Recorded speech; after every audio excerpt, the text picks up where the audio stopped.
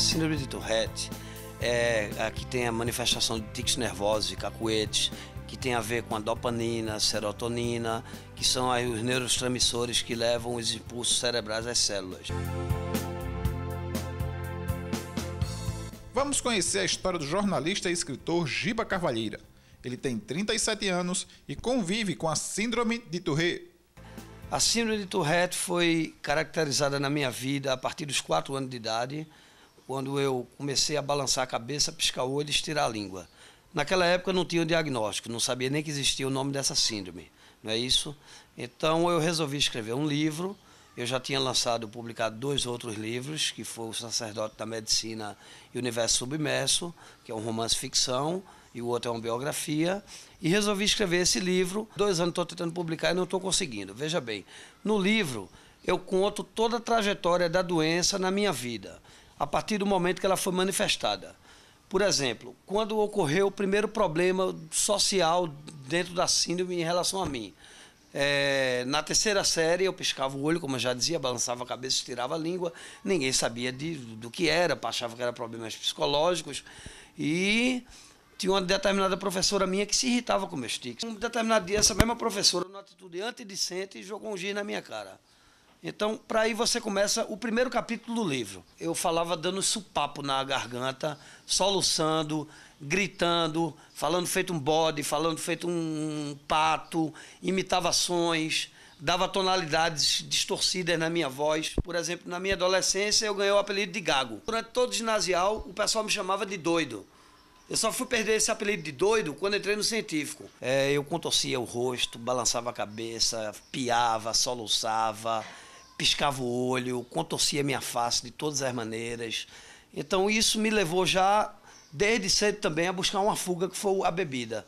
Quando eu bebia em excesso, das 2 umas. Ou quando eu ficava muito bêbado, praticamente meus tiques sumiam, ou eu fugia da realidade e esquecia que tinha aqueles tiques.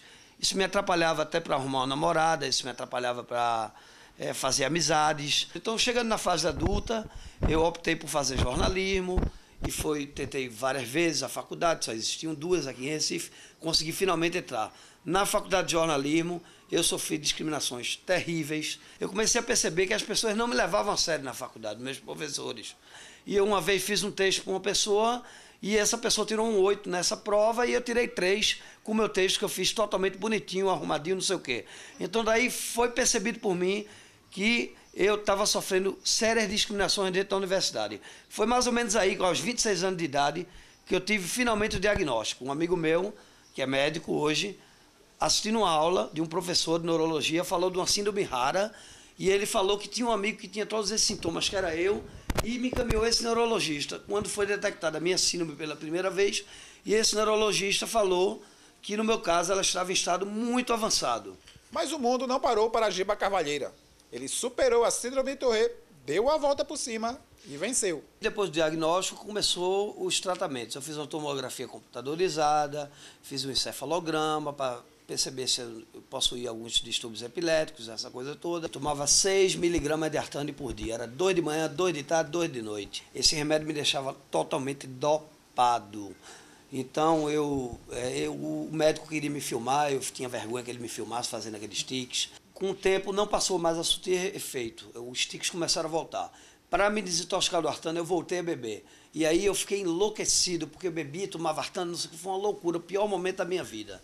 Mas enfim, desintoxiquei do Artane e depois de 1 ano voltei no neurologista de novo. Tentamos a Ritalina. A Ritalina, ao contrário do Artane, me excitava, não me deixava calmo. Foi logo descartada a Ritalina. Mais uma vez, fugi do meu neurologista.